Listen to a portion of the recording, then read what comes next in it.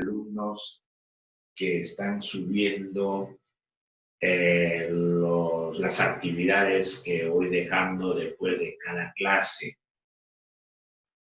Y la mayoría de los alumnos están cumpliendo en forma regular.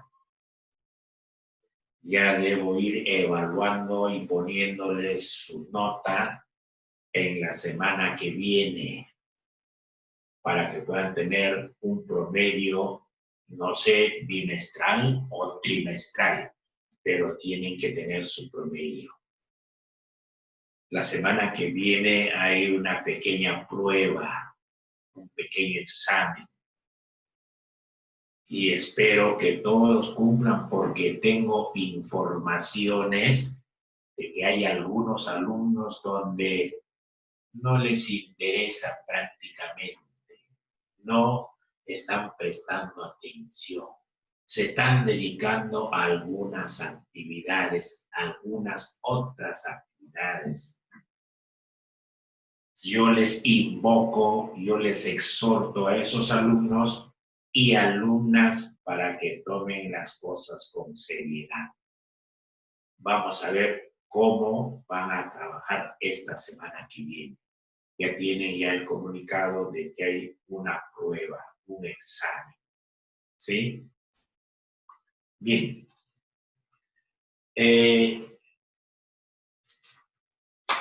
Muchas veces, mis queridos amigos y amigas, alumnos y alumnas, yo les he hablado acerca de la filosofía. Les he hablado acerca de la metafísica. Les he hablado acerca de la lógica. Les he hablado acerca de la ética, de la moral y de los valores. Ustedes ya tienen que manejar, tienen que dominar esas palabritas que he agarrado y he vertido. ¿Cuántas veces les he hablado sobre la filosofía y la metafísica? ¿Cuántas veces les he hablado sobre los filósofos presocráticos y filósofos socráticos? 50,000 veces les he hablado sobre la importancia de la cultura greco-romana, es decir, la cultura clásica, la cultura antigua, de mayor trascendencia, Grecia y Roma. Cuando hablo de Grecia y de Roma, me da la impresión que fueran primos hermanos. Grecia, cuna de la filosofía, cuna del teatro, de la comedia, de la tragedia, cuna del ágora. Ya ustedes saben lo que es el ágora. Por eso la Plaza de Armas de Barranca, ahora refaccionado, qué sé yo, me invita a pensar el ágora que existía, que se daba en Grecia. Después vamos a conversar sobre el ágora. Y Roma por su derecho romano. Son las culturas greco-latinas más antiguas del universo, podríamos decirlo así. Claro. Y los hemos definido. ¿Qué cosa es la filosofía? ¿Qué cosa es la lógica? ¿Qué cosa viene a ser la ética? ¿Qué cosa viene a ser la moral? ¿Qué viene a ser la metafísica? Eso lo hemos definido. ¿Quiénes fueron los filósofos presocráticos y socráticos? ¿Cómo nace la filosofía? Del asombro, de la admiración. Y no solamente ellos se dedicaron acerca de sí mismos, sino se dedicaron también a hablarnos sobre la ética, sobre la moral, sobre los principios filosóficos, sobre la vida, sobre la muerte, sobre la felicidad, etcétera, etcétera, etcétera. En esta hora de clase vamos a hablar justamente sobre la ética, de la ética desde el punto de vista social, porque les he hablado la ética desde el punto de vista filosófico, ¿se acuerdan ustedes? Y lo había definido como una rama, una partecita de la filosofía que siempre se preocupaba en realizar preguntas a la moral, el por qué, el para qué y el cómo. ¿A quién? A la moral. ¿Y la moral qué diablos es? Un conjunto de reglas, un conjunto de normas en donde tenemos que aplicarlo, nos guste o no nos guste. Santo Tomás de Aquino dijo, las normas tenemos que cumplirlos, sean buenas o sean malas, tenemos que cumplirlos. O si no, diríjanse, pues, investiguen, pues, Santo Tomás de Aquino, ¿quién diablo fue? Claro. La ética social. ¿Cómo lo vamos a definir la ética social? La ética social es la ciencia de la moral. ¿Ya ven? La ética social es la ciencia de la moral que se desarrolla en un contexto personal, individual y en un contexto social. La ética social es una ciencia de la moral que se desarrolla en un conjunto, en un contexto individual, personal, la ética social, y en un contexto de personas, de grupos, de sociedad, de comunidad. Somos diferentes cuando observamos nuestro entorno. Somos diferentes cuando observamos nuestro entorno. Nuestra conducta, nuestro comportamiento, nuestra manera de ser en la familia, ¿cómo es? Nuestra conducta, nuestro comportamiento a nivel grupal, a nivel social, nos damos cuenta que somos diferentes.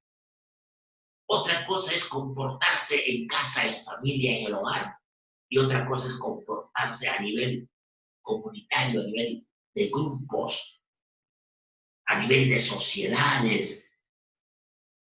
Esta diversidad, esta forma de comportamiento del grupo A y el grupo B, nos conlleva a experiencias positivas y o negativas.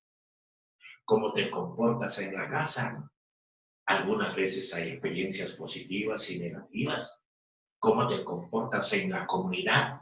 Hay experiencias positivas y negativas. Esta cuestión de la ética social. Estamos nosotros observando lo que ha ocurrido en Estados Unidos con esa cuestión de la discriminación, con esa cuestión del racismo. Se han organizado y han salido en plan de marcha para protestar. ¿Para qué? Para que no se dé esa situación en el siglo que estamos viviendo. Hay discriminaciones sociales a nivel universal. Y quien diga que no, está mintiendo. Hay discriminaciones sociales. Yo les conté a ustedes, cuando estuve trabajando en Guaral, qué sucedió en el colegio Los Naturales. Dos profesores, en la hora de recreo, se agarraron en forma, digamos, de un enfrentamiento ideológico por esta cuestión de la diferencia de clases sociales y el racismo, la desigualdad social. Sobre todo esta cuestión de discriminaciones, el problema sí, se agarraron a golpes a marginales, y los alumnos mirando, observando, como aquí, que por allá, ¿cómo es posible? Los dos profesores fueron llamados a dirección para que conversen con el director del mencionado centro. Sobre cuestión del racismo, pues. Las dimensiones sociales, discriminación en toda distinción. Discriminaciones sociales. Discriminación en toda distinción. 1. Discriminación, exclusión y discriminación en restricción que impide el ejercicio de los derechos y la igualdad de oportunidades de las personas. O si no, recordemos aquí los derechos humanos. Nos habla sobre la libertad, sobre los derechos de la libertad, la justicia. Nos habla de la igualdad. ¿Y cómo es esta situación en nuestra comunidad? ¿Cómo es esta situación en nuestra sociedad? Tenemos que saberlo. En nuestra comunidad, partiendo a nivel local, a nivel regional, a nivel nacional. ¿Cómo es esta cuestión de la discriminación? ¿Se da o no se da? ¿Tú qué dices? ¿Tú qué opinas? ¿Ustedes qué dicen? ¿Existe discriminación en nuestro país? ¿Sí o no? Se discriminan a las personas por los siguientes motivos o razones. Y no me vas a decir que no, no friegue, pues. Si dices que no, estás mintiendo, pues. Por la etnia es una discriminación étnica. Alguien que viene de la zona andina a la costa, ya lo estamos discriminando seguramente. Alguien que sube de la costa a la zona andina, ¿de dónde es ese fulano? ¿Cómo se llama? ¿A qué familia pertenece? ¡Ay, qué odioso! Estamos discriminando por cuestiones de etnias. Vienen los venezolanos al Perú. Estamos discriminando a los venezolanos, hombres y mujeres, y no me van a decir que no. Hay pues discriminación, mis queridos amigos y amigas. Hay discriminación por religión. ¿Qué religión profesa católica? ¿Qué religión profesa protestante? ¿Existe o no existe discriminación por cuestiones religiosas? Claro que sí. ¿Acaso nosotros no hemos tenido una religión politeísta y después nos hemos convertido en religiosos monoteístas? Hay una tremenda discriminación entre los católicos y los protestantes hoy. No sé, en Barranca cualquier cantidad de iglesias protestantes existe. Y ellos nos están ganando en cuanto se refiere al interés que ponen para ir creciendo y desarrollándose. ¿Y nosotros qué? ¿Acaso no hay discriminación por procedencia, lo que acabo de manifestar? Existe la discriminación. ¿De dónde vienen? ¿Por qué vienen? ¿Para qué vienen? Que se regresen a su zona, que se regresen a su región. ¿Acaso no hay discriminación por discapacidad? Ahora, felizmente, los que sufren esta enfermedad, ¿qué sucede? Ya las empresas tienen que tomar como contrato a los que sufren de discapacidad. ¿Acaso no hay discriminación por género? Existe también la discriminación por género. ¿Acaso no hay discriminación por apariencia física? Mira, mira, mira, qué pintarrajeada está, qué hermosa. Y al día siguiente no hay ese pintarrajeo y normal. Oye, ¿qué pasó? ¿Acaso no hay discriminación por educación? Claro, yo les he dicho 50,000 veces. En la comunidad, en el barrio donde vivimos, hay personas que se dedican a observar, sobre todo a los adolescentes, a los jóvenes. Ese chiquillo es bien educado, ese chiquillo es mal educado, es un malcriado, y así sucesivamente lo estamos discriminando. Por eso yo les decía a ustedes, en la comunidad, en el barrio donde uno vive, hay personas que están evaluándonos. ¿Por qué un grupito de jóvenes, de adolescentes, etcétera, etcétera, yo les he dicho a ustedes y les recuerdo, se ponen de acuerdo y empezamos a hacer una pequeña campaña de alfabetización, por ejemplo, una pequeña campaña del sembrío de plantitas, por ejemplo, en la zona donde uno vive. Entonces la gente va observando, participa, colabora. Ese chico que tendrá por 16, 18 años, muy bien, también tiene su amiguito, ya son 6, 8 que son muy buenos. Eso la gente se da cuenta. Y no me van a decir que no. La igualdad y la equidad. ¿Qué entiendes tú por igualdad y qué entiendes por equidad? Les voy a poner un ejemplo bien práctico. Quinceañeras, los amigos y las amigas, la familia, al momento de repartir la torta, le estamos dando por igual a todos. ¿Esto para quién es? Para fulano de tal. Allá hay que darle un poquito más.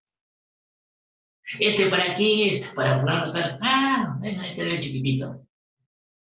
¿Existe o no existe esa situación? Para el hijo engreído hay que darle casi la mitad de la torta. No, el hijo engreído. Y al no engreído, ¿qué sucede? ¿Existe igualdad? ¿Existe equidad? ¿Qué dicen ustedes? ¿Qué dicen ustedes? Tú que estás acompañado del papá, de la mamá, que son los de la otra generación. Ahí está de repente el abuelo también. 3 generaciones, una generación, el abuelo, la otra generación, papá y mamá, y tú de esta generación. Son 3 generaciones. ¿Acaso no va a haber una especie de choques ideológicos, discusiones dentro de la familia? Si hay, pues no me van a decir que no. ¿Qué viene a ser la igualdad? Vamos a definir, mis queridos amigos.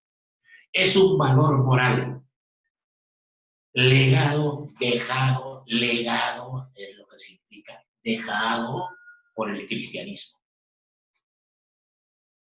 La igualdad es un valor moral que nos han dejado los cristianos, esa religión del cristianismo. Nos han dejado los de la Ilustración y nos han dejado los de la Revolución Francesa, la igualdad. La Ilustración, ¿por qué? Porque fueron hombres ilustres, hombres inteligentes, hombres morales, en donde decían de que un país se gobierna a través de la razón, a través de la igualdad, a través de la razón, razonando a través de la ciencia del campo científico. No se puede administrar, gobernar un país en forma tirana. El Estado soy yo, y yo gobierno por mi propia voluntad y por voluntad divina. No, la Ilustración fue todo lo contrario. Se gobierna, se administra un país en base a la ciencia, en base al razonamiento, en base a la razón. Y la Revolución Francesa fue una gran revolución que se llevó a cabo en Francia, en donde agarró y desmoronó la monarquía absoluta para poner en práctica las recomendaciones de los Ilustrados, una monarquía constitucional. Ahí está la igualdad. Y la equidad está basado en principios de justicia distributiva. Justicia distributiva. En esa tortita de cumpleaños, para todos hay que distribuir en forma por igual, pues. ¿Por qué a fulano tal le estamos dando más grandecito? ¿Y por qué a fulano tal le estamos dando más chiquito? ¿Y por qué a fulano tal lo normal que habíamos acordado?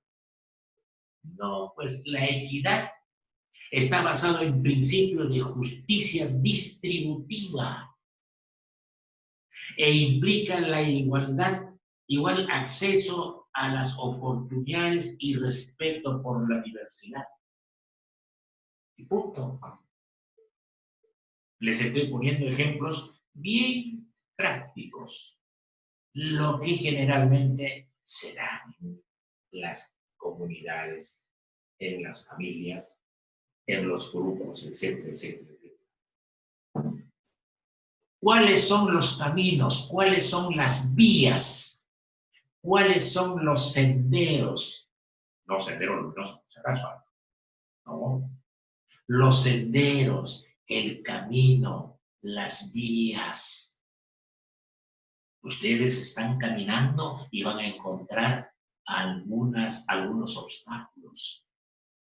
Y tienen que agarrar y pensar y reflexionar para agarrar y limpiar eso y seguir caminando. Porque la vida no es fácil. Hay obstáculos en el camino. Hay piedras en el camino. Y ustedes tienen que pensar, tienen que razonar, tienen que meditar, tienen que reflexionar y limpiar ese camino para seguir caminando y llegar a los objetivos o metas que se han trazado de acuerdo a su proyecto de vida. Las vías para desarrollar la igualdad tenemos: ayudar a las personas de grupos vulnerables, a las personas débiles. Ayudar, apoyar a las personas de grupos vulnerables, personas débiles de esos grupos.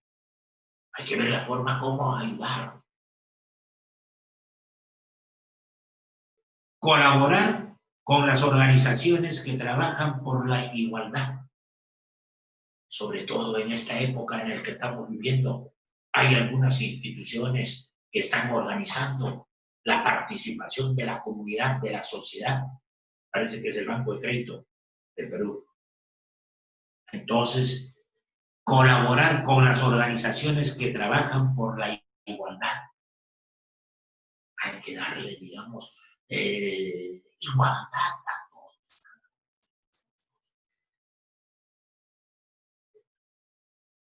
Acercarse a los grupos discriminados para conocer su problemática e involucrarse en iniciativas para luchar por sus derechos. Es un derecho, la igualdad. la fraternidad, la libertad, el derecho a la vida. Es un derecho.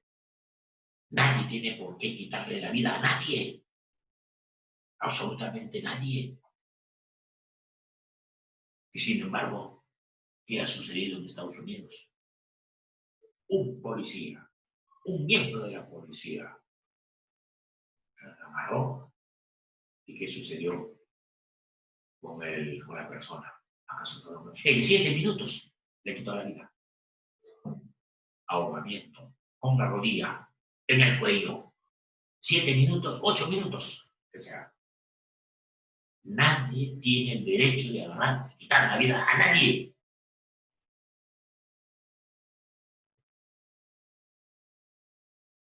Acercarse a los grupos discriminados para conocer su problemática. Oye, ¿qué está sucediendo? ¿Cuál es el problema? Conocer el problema e involucrarse con iniciativas. ¿Qué tal si hacemos esto? Yo propongo esta situación a través del diálogo, que yo les he dicho 50.000 veces. El diálogo es el mejor camino para la solución de los problemas. De cualquier clase de problemas hay que dialogar, hay que hablar, hay que charlar. Hay que poner iniciativas, resoluciones. Exigir a los poderes públicos,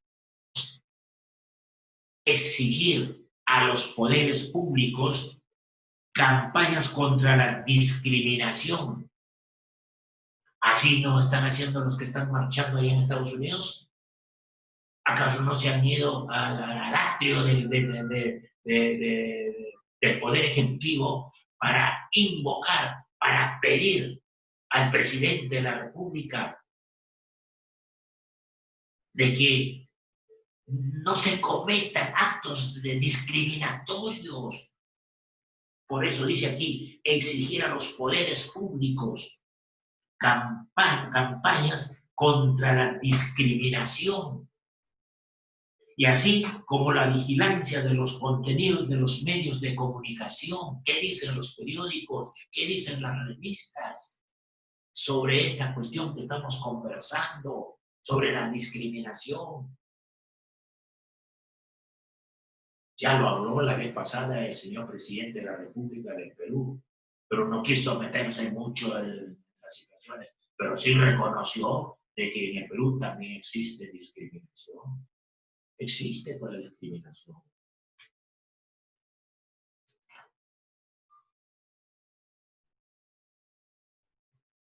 Punto aparte. Trabajo y realización personal. Trabajo y realización personal. Yo estuve en la Universidad San Martín, yo he estudiado. Yo soy de la primera promoción de la Universidad San Martín. Estudiaba y trabajaba. Estudiaba y trabajaba.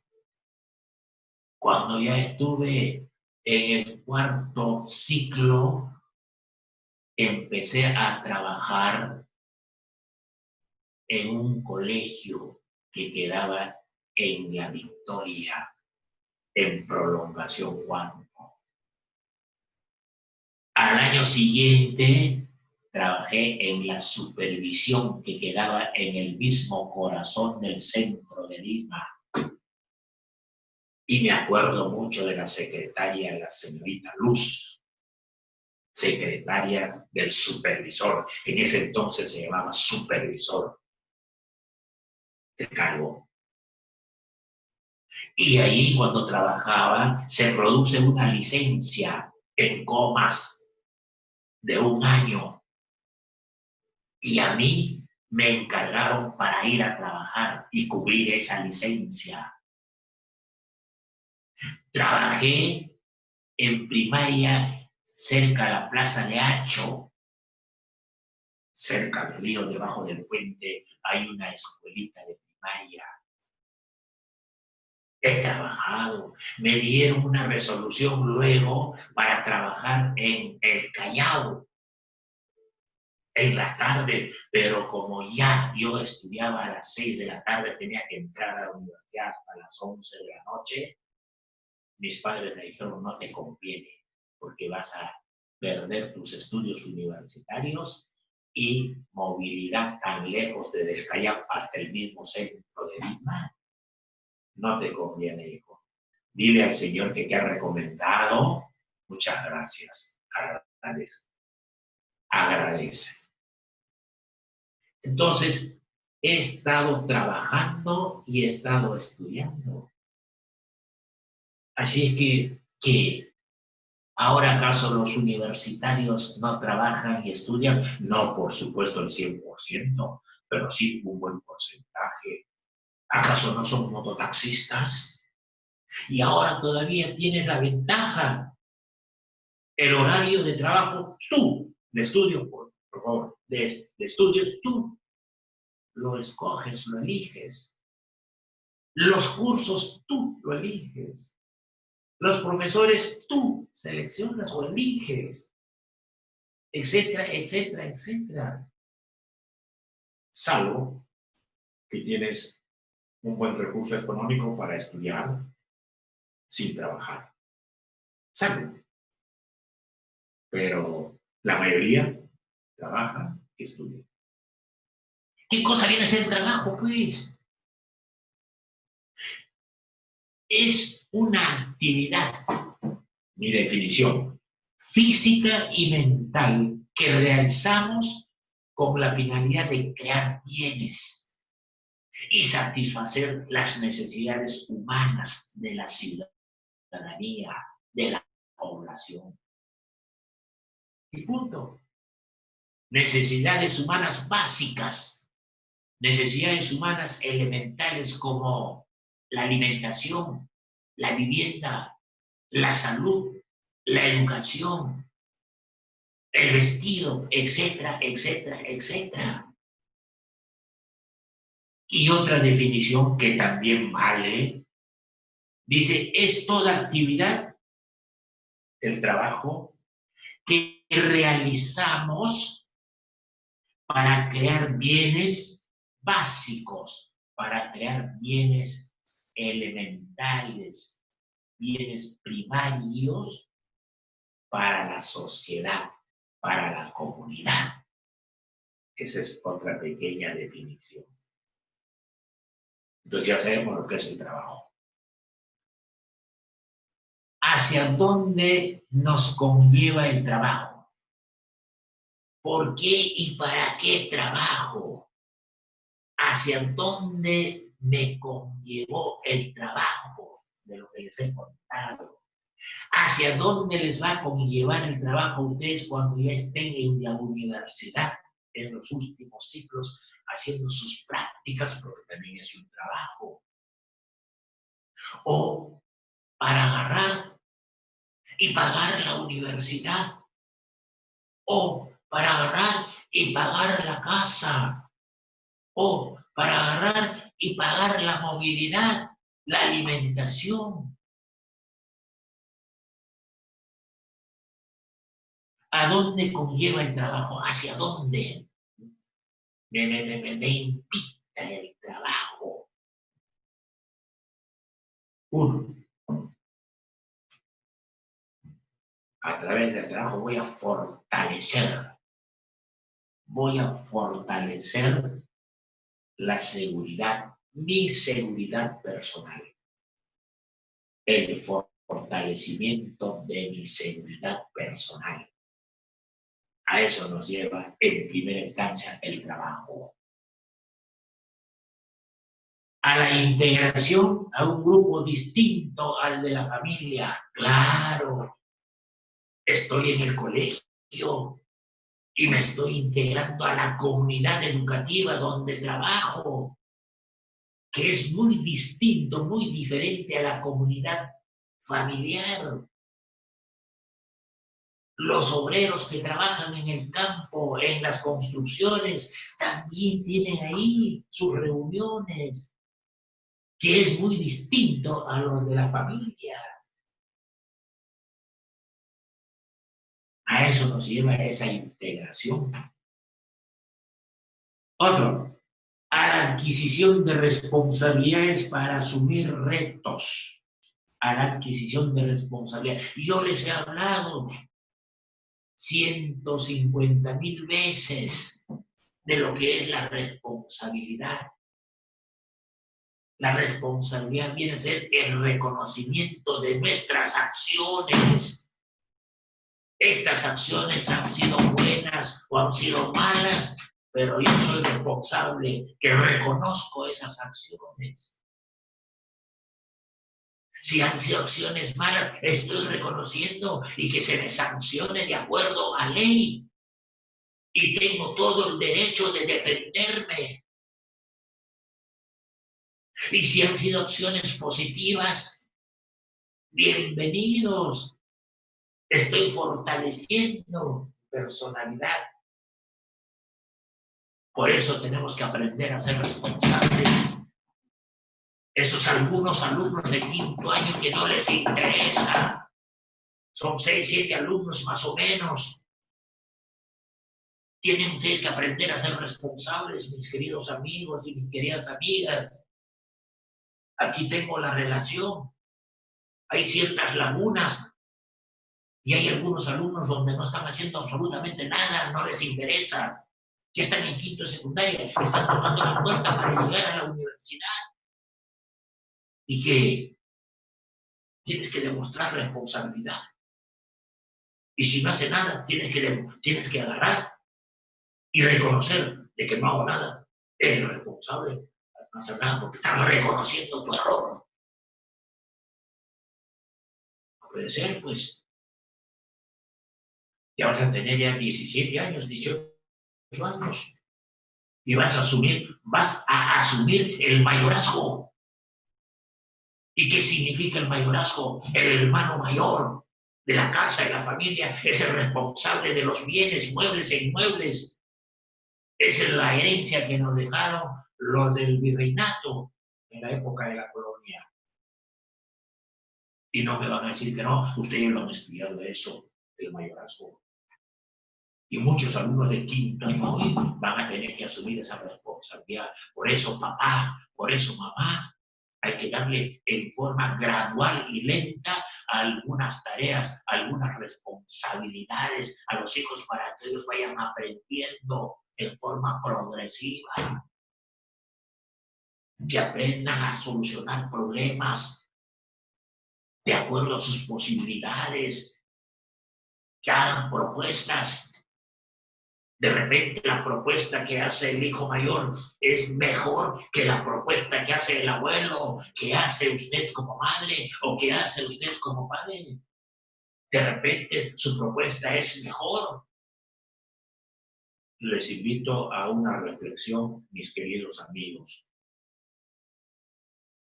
Incrementan su desarrollo personal. Desarrollo personal va de menos a más. O si no, apliquen pues su poda. Esa fortaleza que tienen ustedes cuando se dedican a estas actividades se va incrementando y se va fortaleciendo.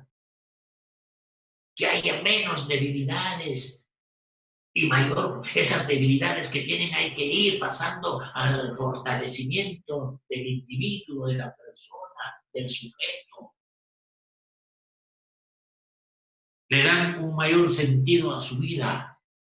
Yo siempre he preguntado a la filosofía, siempre he preguntado a la religión, después de la muerte, ¿qué hay? A ustedes les he preguntado, alumnos de quinto año, ¿qué cosa es la vida? Pregunten al abuelo cuando agarra y se rasca la cabeza y dice, ¡ay, vida, vida! Ya estoy cansado de esta vida. Tú, adolescente que estás en quinto de secundaria, pregúntale al abuelo, abuelo, una preguntita. Sí, pregunta. ¿Qué cosa es la vida? A ver, ¿qué respuesta le va a dar el abuelo sobre la vida? Pregunte, ¿qué cosa es la muerte? Y más allá de la muerte, ¿qué cosa existe? ¿Qué hay? ¿Qué demonios existe más allá de la muerte? ¿La ciencia nos ha dicho lo que es la vida? Lo dudo. ¿La ciencia nos ha dicho lo que es la muerte? Lo dudo. Entonces vamos a tener que agarrar y abrir las hojas de la Biblia para enterarnos acerca de lo que es la vida y de lo que es la muerte. ¿Sí? ¿Y qué cosa es la Biblia? La Biblia es un libro sagrado donde contiene ¿qué cosa? Ese libro sagrado contiene todas las palabras de Dios. Es el libro sagrado por excelencia. El libro, la Biblia, es el libro de los libros, la palabra de Dios. Es el libro sagrado por excelencia. Por eso en mi mesita de noche, ahí tengo la Biblia. Y ya les dije la vez pasada, pierdo el sueño, agarro la Biblia y empiezo a lecturear algunos pasajes de la Biblia. Y en la calle pregunté a una señorita y a un joven que estaba ahí atendiendo sobre esta cuestión de la religión protestante. Y le dije, señorita, hasta ahora no encuentro la respuesta sobre la vida. ¿Qué viene a ser la vida? Y saca su celular y ahí está escrito uno de los párrafos de la Biblia. Y empezó a leer. Yo agarro y muevo la cabeza. Y le digo, sinceramente no me convence. Explíqueme usted con sus propios términos, con sus propias palabras. ¿Sí? Entonces, eso es bueno. Ya tenemos ya por lo menos un tema de qué charlar, de qué conversar, de qué hablar. Y promueven el trabajo, promueven el bienestar de otros. Claro, el trabajo que viene a ser la actividad que nos permite crear bienes para satisfacer necesidades humanas básicas, elementales. Promueve también el bienestar de otros. Esta cuestión de donde nos conlleva a el trabajo. Ya Adam Smith bien claro habló sobre el trabajo. El trabajo del hombre crea riqueza. Y con esa riqueza vamos a satisfacer las necesidades humanas de alimentación, vestido, vivienda, educación y salud. Por eso, cuando se da la industrialización, la revolución industrial, los grandes empresarios empezaron a despedir a los obreros, a los trabajadores, para ser reemplazados por la industria. Y la gente en la calle. Y uno de ellos agarra y dice, oye, ¿pero por qué nos despiden? Si Adam Smith ha dicho que el trabajo es la fuente principal de la riqueza y nosotros somos los que estamos creando riqueza. ¿Y por qué nos votan? ¿Por qué nos despiden? Les convenía a los empresarios tener 150, 200 trabajadores en la empresa, en la fábrica. Lo industrializo esa fábrica y necesito tan solamente 20 personas. El resto a su casa, a freír monos en sartén de palo. Y se terminó todo. ¿Sí? Hasta ahí esta clase. Actividades. Explique la diferencia entre psicología, filosofía, lógica, ética, moral y desarrollo personal. ¿Qué entiendes tú por desarrollo personal? ¿Qué entiendes tú por lógica, por ética? ¿Qué entiendes tú por filosofía? ¿Por qué la filosofía siempre pregunta el por qué y el para qué de las cosas? ¿Qué entiendes tú por ese asombro para crear la filosofía? ¿De dónde nace? Del asombro, de la admiración del hombre al observar el infinito, la cantidad de estrellas que existen y cuerpos que existen en el espacio sideral. De eso nace la filosofía, pues, de la admiración, del asombro. Tales de Mileto, Anaxímenes, Anaximandro, Empédocles, todos ellos se ocuparon de esa situación, se quedaron admirados. Oye, mira la cantidad de cuerpos que existen en el espacio sideral. Oh, voy a contar las estrellas. Uno de los filósofos, que no recuerdo el nombre en estos momentos, y empezó a contar las estrellas que vienen en el firmamento. 1, 2, 3, 4, 5, y agarra y encuentra un bachecito en el camino y se cae. Así nace la filosofía, pues. Por eso Grecia es la cuna de la filosofía y Roma la cuna del derecho. Pregunta 2. ¿Qué es el trabajo? Ustedes hagan una definición muy personal, pero habiendo leído ya lo que es el trabajo de mi amigo Adam Smith o algunas otras definiciones, y saquen su concepto propio del trabajo. ¿Qué cosa viene a ser el trabajo? ¿Hacia dónde conlleva el trabajo? ¿Hacia dónde nos dirige? ¿Hacia dónde nos lleva el trabajo? Uno de ellos, a ser puntuales. Otro, a ser responsables. Otro, a ser solidarios. Etcétera, etcétera, etcétera. Pregunta número 3. Requisitos de gran importancia para la carrera profesional. Mencione cuáles son los requisitos de gran importancia para la carrera profesional. ¿Cuáles son esos requisitos importantes para la carrera profesional? Ya supuestamente tú eres un profesional, tienes tu título en la mano, has conseguido chamba. ¿Y qué requisitos es importante para mantenerte en tu centro de trabajo y para hacer carrera profesional? Hemos dicho carrera profesional, yo les dije a ustedes, cuando ya tengan su título, son profesionales, nunca te quedes en el primer piso. Tienes que ir ascendiendo. De tiempo en tiempo tienes que ir ascendiendo al segundo piso, al tercer piso, al cuarto piso, al quinto piso. Ahí seguramente ya en la época de la jubilación. Nunca te quedes en el primer piso. Y para no quedarte en el primer piso, tienes que ser una persona responsable de tus actos en el centro de trabajo. Para no quedarte en el primer piso, tienes que ser una persona solidaria en tu centro de trabajo. Para que no te quedes en el primer piso, tienes que ser una persona puntual en tu centro de trabajo.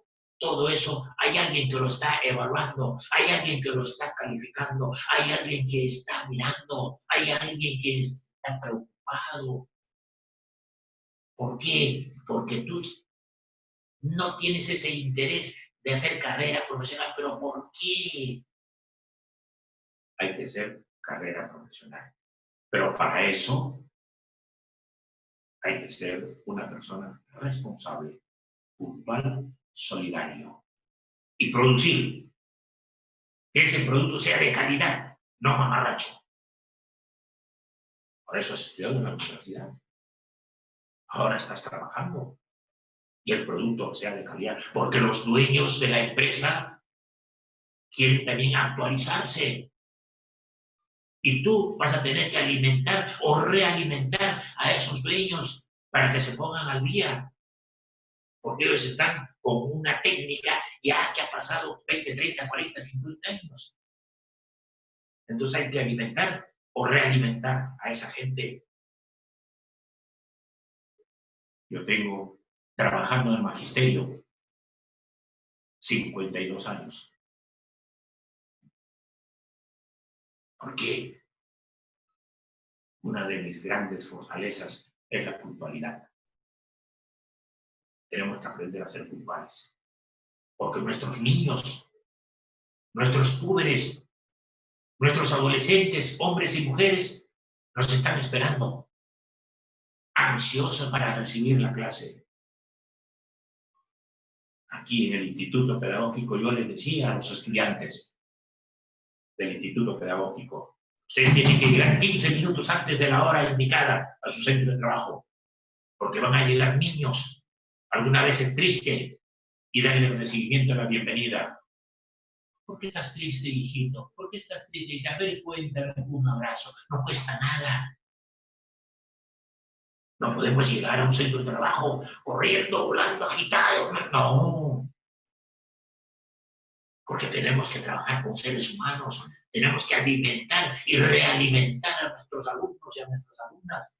Ahora que están tocando las puertas de las universidades. Por eso hay que tener mucho cuidado, mis queridos amigos. Ahí nos vemos. Mucha suerte en el examen que viene la semana. ¿Ya? Vamos a tener un pequeño examen en esta semana que viene. ¿Ya han entendido?